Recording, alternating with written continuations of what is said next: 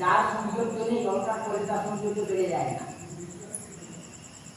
যে অসুন্দর বা অসুন্দরী যত অলঙ্কার করুন যত সাজায় তার সৌন্দর্য বেড়ে যায় কিচ্ছু অলঙ্কার না থাকলে ভগবানের সৌন্দর্য তীরগণকে আকর্ষিত করেন।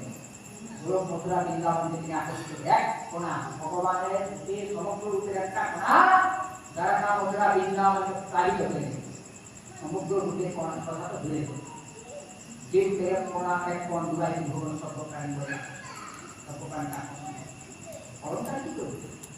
অলঙ্কার করলে কি ভগবানের সৌন্দর্য বেড়ে যায় না।